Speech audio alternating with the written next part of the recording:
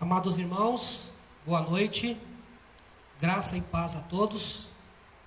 Gostaria de externar minha alegria de estar com os irmãos, apesar de que estranho ver as cadeiras vazias, mas eu sei que os irmãos estão aí do outro lado.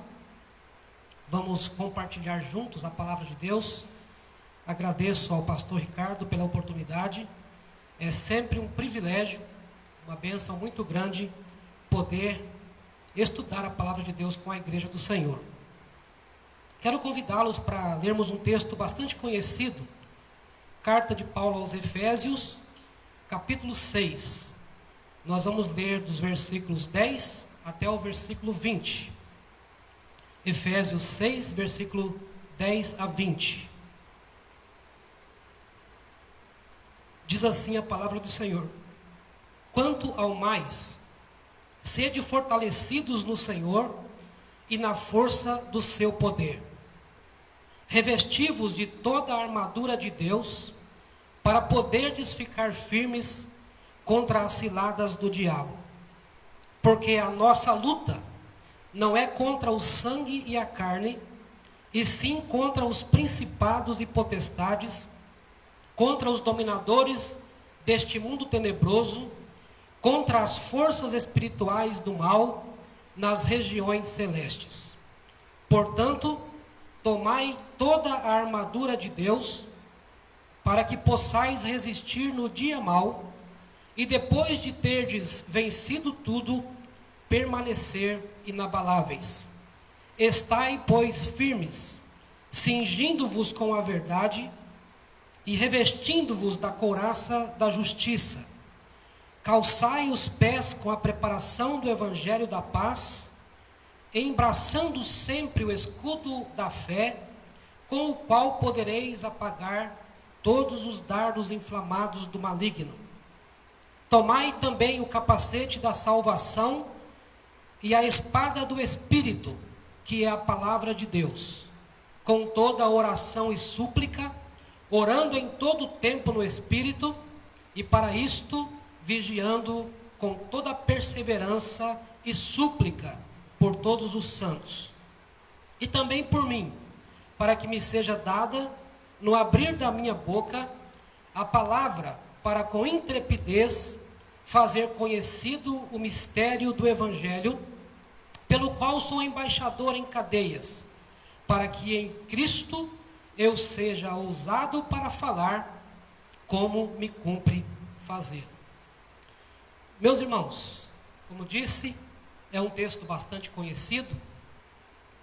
Carta do apóstolo Paulo aos Efésios foi escrita por volta do ano 60, possivelmente de 5 a 6 anos depois que essa igreja havia sido estabelecida. Éfeso era uma cidade muito importante no seu tempo. Era uma das 5 maiores cidades da Ásia. Se tornou um centro da economia da região, mas também religioso. E quando o evangelho chega ali naquela cidade por meio de Paulo e seus companheiros, muitos são levados a Cristo. Muitos ouvem a palavra de Deus e são salvos. E as suas vidas são transformadas. E eles começam a caminhar em direção oposta àquilo que era proposto pela cultura, pelos costumes daquela cidade. E então entraram em um conflito. Foram perseguidos, tiveram que pagar um preço. Na verdade, veio o sofrimento sobre aquelas vidas devido ao fato de terem decidido por Cristo, de segui-lo.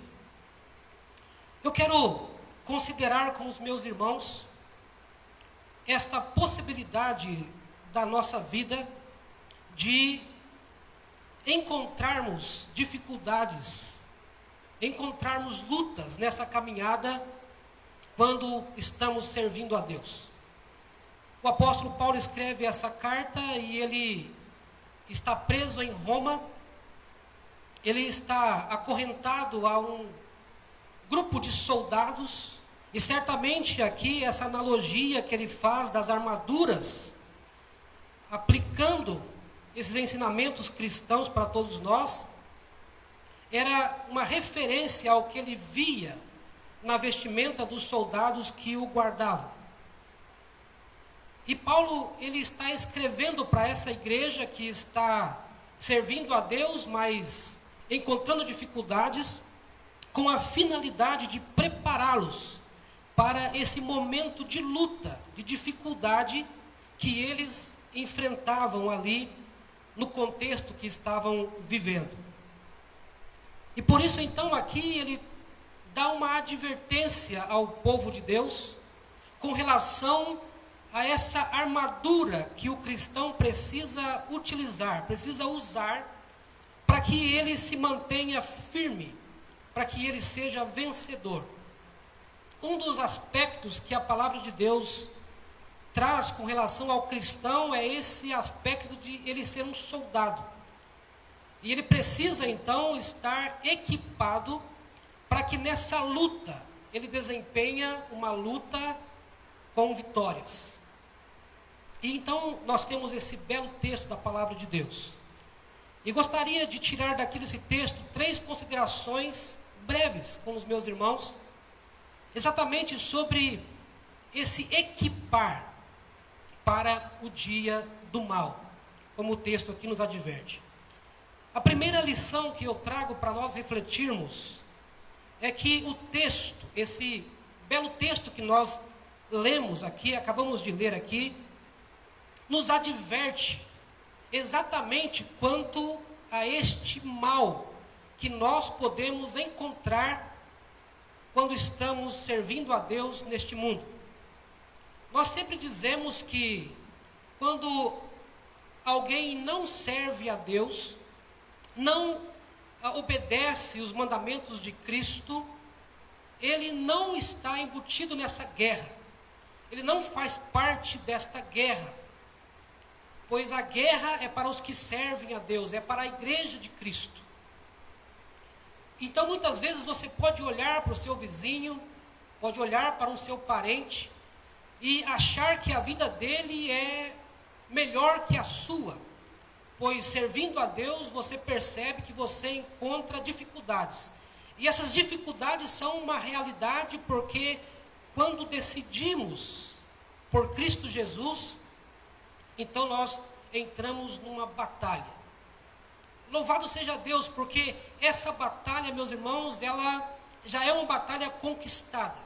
O inimigo já está vencido, mas ela é uma realidade. Estamos como que naqueles últimos fogos, nos últimos rojões, anunciando o final da guerra. Porque a guerra mesmo foi travada por Cristo, nosso Senhor, nosso Salvador, e Ele é o grande vencedor dessa guerra. Nós desfrutamos do que Ele conquistou por nós e para nós. Mas a realidade é que estamos embutidos nesta guerra, e o Senhor então nos fala da possibilidade de encontrarmos um dia mau. O nosso Senhor nos alerta quanto a essa possibilidade de que na nossa caminhada nós encontramos em algum momento da nossa vida um dia mau. Gostaria de que você percebesse comigo que as lutas, elas não são uma realidade constante. As lutas vêm e vão. Você é testemunha, eu sou testemunha de quantos dias maravilhosos Deus nos tem dado. No ambiente da nossa família, no ambiente da igreja. Nós mesmos aqui nessa igreja, quantas lembranças, não é mesmo, de momentos agradáveis, de momentos deliciosos, que todos nós temos saudade. E esses são presentes de Deus para nós. Mas o cristão nunca pode baixar a guarda, porque ele sabe que na caminhada dele, um momento, ele encontrará o mal. O mal sobrevirá. A dificuldade sobrevirá. E penso eu que esse é o contexto que nós estamos vivendo agora. O momento é um momento complicado. Muitas incertezas, muitas dúvidas, muitos corações temerosos. Nós não sabemos de fato onde se dará essa epidemia, esse mal que está assolando o Brasil, o globo. É um momento mau. Mas o Senhor já disse que isso sobreviria sobre os que servem a Deus, sobreviria também o mal sobre aqueles que não servem a Deus. Você percebe? O mal vem e passa. O mal é uma realidade. Ele bate às portas em um determinado momento. O nosso Senhor nos disse, João 16:33, no mundo passais por aflições. Mas eu quero que você pense nisso. Não é para sempre. O mal não é uma constante. Eles vêm e vão. Uma das características marcantes da igreja do Senhor é que a igreja sempre triunfou sobre o mal. A igreja sempre prevalece sobre o mal.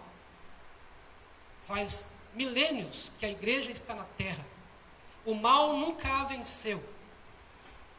E o convite do Senhor para nós é que nos preparemos para vencer esse momento, o momento mau. Porque eles chegam, mas eles se vão. Eles passam. Então, a primeira advertência que eu quero destacar é este fato. O dia do mal é uma realidade. Ele surge, mas ele não durará para sempre. Ele passará. O Senhor dará vitórias ao seu povo. A sua igreja será triunfante.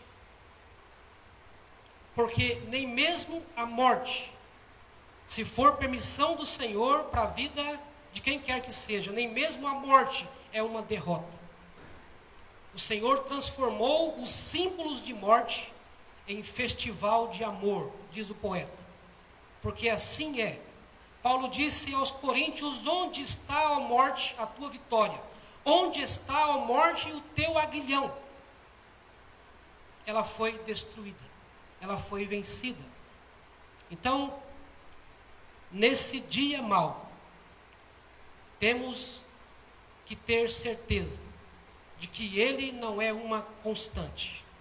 O segundo ponto que eu destaco para você e para mim, nesse texto, é de que nesse dia mau que vem sobre o povo de Deus, Deus, ele está cuidando do seu povo. Deus está interessado no bem do seu povo. Tanto é assim que o texto nos fala de uma armadura providenciada por Deus para o dia mau. Nós não somos como dizem os adeptos da teologia, que acredita que o mundo é como um relógio, que Deus criou, deu corda e deixou funcionando à mercê. Não, nós cremos que Deus, ele é um Deus imanente, um Deus que vem em direção ao seu povo, um Deus que está com o seu povo. Na verdade, esse foi sempre o propósito de Deus. Quando nós estudamos a teologia da aliança, nós percebemos isso. Deus sempre quis estar com o seu povo. Então Deus é o Deus que vem em direção a nós. Nós não vamos em direção a Ele, Ele vem em direção a nós, Ele se revela, Ele se deixa conhecer. E esse Deus está interessado no nosso bem. Tanto que o versículo 10 começa dizendo para nós: fortaleçam no Senhor. Fortaleçam na força do Senhor. No dia mau há um escape. Há algo de Deus como providência para que nós vençamos o dia mau. E isso mostra então o cuidado de Deus, o zelo de Deus para com o seu povo, não querendo que eles sejam destruídos pelo mal, mas que eles os vençam. E para isso Deus providenciou uma armadura completa.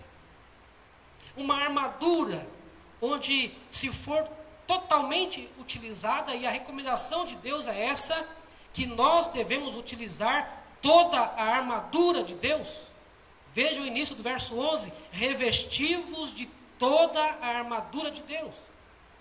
Então, utilizando toda essa armadura, o cristão se protege do mal. A recomendação de Deus é: tomem toda essa armadura, revista-se desta armadura. Por quê? Porque Deus está interessado na nossa vitória. Deus está interessado que nós saiamos vitoriosos desse dia mau. Devemos lutar com as forças de Deus. Nenhum de nós é forte o suficiente para lutar no dia mau com a nossa própria força. Precisamos de Deus para isso. E Deus já preparou os meios. E os meios estão aí. Destaco dessas armaduras, por exemplo, a fé. Como eu disse no início, um tempo de dúvidas, de incertezas, de inseguranças. Nós não sabemos de fato aonde o mundo vai dar, o que nos espera no amanhã. Mas está aí à nossa disposição fé, para continuarmos crendo nas promessas de Deus. E Deus tem colocado em nossos corações essa fé. Deus nos tem ensinado suas doutrinas. Deus tem nos ensinado os seus mandamentos para que nos apeguemos confiadamente neles, para que não nos vacilemos diante do dia mau. Destaco também o capacete da salvação. Destaco também a espada do Espírito, proteções que nos farão muito bem se a utilizarmos. Quantas dúvidas estão impondo sobre nossa mente, querendo impor sobre nossa mente, mas usando o capacete da salvação, a esperança da salvação, não vacilar nesse ponto, não deixar que nuvens de dúvidas obscureça a nossa visão do celestial. A igreja nunca pode tirar os olhos do celestial. Tem que, como diz Colossenses 3, buscar as coisas lá do alto, não as daqui da terra, não, as do alto, porque de lá nós recebemos o alimento de Deus, de lá nos fortalecemos para o dia mau. Então, veja, o dia mau é uma realidade, mas nesse dia mau podemos sentir o cuidado de Deus. Pense naqueles irmãos, os efésios, enfrentando lutas porque uma oposição cruel veio sobre eles. Pelo fato de servirem a Deus, sofreram muito mal. Os homens impuseram muito mal sobre a igreja do Senhor, mas eles podiam sentir, lendo essas palavras, o cuidado de Deus. Não estamos sozinhos, não estamos deixados à mercê. Há, de fato, algo de Deus para nós. E por último, eu gostaria de considerar com você que, mesmo que o mal seja uma realidade, e nesse dia mau, podemos, se assim buscarmos, sentir o zelo de Deus, o cuidado de Deus conosco. Eu encerro dizendo que o mal, o dia da tribulação, o dia difícil, sempre tem um propósito de Deus para o seu povo. Sempre há um propósito de Deus para o seu povo. Você pode ler comigo de novo o versículo 13, que diz assim: portanto, tomai toda a armadura de Deus, para que possais resistir no dia mau. E depois de terdes vencido tudo, permanecer inabaláveis. Permanecer inabaláveis. Esse é o propósito de Deus para o mal. Deus usa até mesmo o mal para o bem do seu povo. O apóstolo Paulo, em Romanos, no capítulo 5, versículo 3, ele diz: as tribulações produzem perseverança. As tribulações não vêm sobre a igreja simplesmente por vir. Elas têm um propósito. O dia mau tem um propósito. E é para que nós cresçamos. O pastor Ricardo, não me lembro se foi domingo, ele falou sobre Tiago, sobre o capítulo 1, onde Tiago nos recomenda a buscarmos de Deus sabedoria. E não é aquela sabedoria para você fazer uma prova de matemática lá na escola. Também Deus te ajuda nisso. Se você estudar, for fiel na sua parte, Deus pode te ajudar nisso. Mas a recomendação de Tiago é: busque sabedoria para que você entenda o momento que você está vivendo. Busque sabedoria para você saber por quê das tribulações, das provações. Sempre tem um porquê. Nunca é, na vida do cristão, algo do acaso. Deus tem um propósito nisso. Deus permite isso. Como eu disse, o dia mau vem e passa. O bom, a vontade de Deus, é que a gente chegue do outro lado mais resistente. Que a gente possa entender que é para o nosso crescimento.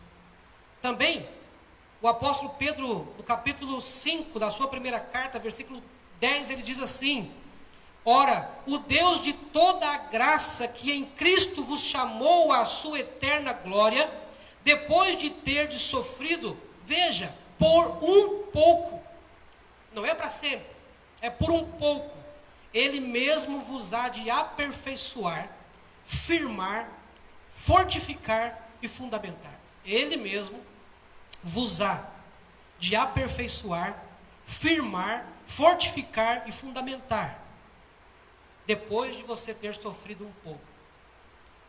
E o apóstolo Paulo também diz, em 2 Coríntios 1,4, é Deus mesmo que nos conforta em toda a nossa tribulação, para que possamos consolar os que estiverem em qualquer angústia.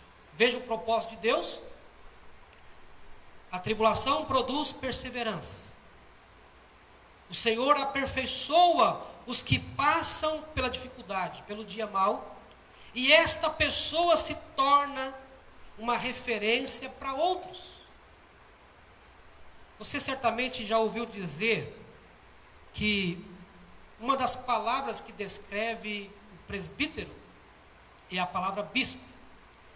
E é interessante que a palavra bispo dá a ideia daquele sentinela do Velho Testamento que ficava sobre uma torre e ele podia enxergar quilômetros de distância. Ele ficava com uma trombeta em sua mão. Era combinado um certo toque para qualquer novidade que surgisse. Se fosse visitantes, ele tocaria de um jeito. Se fossem inimigos, tocaria de outro jeito. Ele era alguém que dava o toque de alerta. E ele ficava numa posição mais longe. Onde via mais longe, desculpe. O bispo tem uma visão mais longa. Por quê? Porque ele foi alguém que viveu experiências, ele é alguém experimentado. Ele é alguém que viveu um tempo de experiência na vida cristã e agora usa essas experiências para a bênção de outros. Ele pode enxergar mais longe. Ele pode chegar para um jovem e dizer, por exemplo, jovem, não vá por esse caminho. porque eu já fui por aí, ou eu já vi alguém que foi por aí e se deu mal. Porque ele está vendo mais longe. Quem vê mais longe tem uma visão melhor. Muitas vezes aquele que é advertido não consegue ver a dificuldade, porque está vendo muito curto. Mas o bispo, ele vê mais longe. E veja, quando passamos pela dificuldade, Deus nos prepara para podermos ser bênçãos para outros. Então, a propósito de Deus, meus irmãos, nesse dia mau, não vem por acaso. Não vem por acaso. Eles existem por um propósito de Deus para a vida do cristão. Então, como diz o versículo 11, fique firme. Viu aí? Revesti-vos de toda a armadura de Deus para poderdes ficar firmes. Fique firme. Não deixemos que a circunstância seja a que dita as regras para a nossa vida. Servos de Deus, homens do passado que olharam para a circunstância, fracassou. Um deles foi o primeiro rei de Israel. Estava chegando à tarde. De um lado o exército do rei de Israel, do outro lado o exército inimigo. Precisava ser ofertado sacrifício antes da guerra, antes de irem à luta. Mas aquele que podia oferecer o sacrifício, que era o sacerdote, não chegou, não chegava. E o sol foi se pondo. O rei se viu levado pela circunstância, foi lá e ofereceu o sacrifício. E essa foi a desculpa dele. Ele disse para o profeta: eu fui levado pela circunstância e cometeu um grande pecado. E daquele momento em diante, o reino foi riscado de sua mão. A circunstância não é o caminho de Deus para o cristão. O caminho de Deus para o cristão é o caminho da fé. O justo vive pela fé. Então, prezado irmão, encerro pensando que o mal é uma realidade. Mas nesse dia, como em nenhum outro dia, o cristão está sozinho, está abandonado. O Senhor está com ele.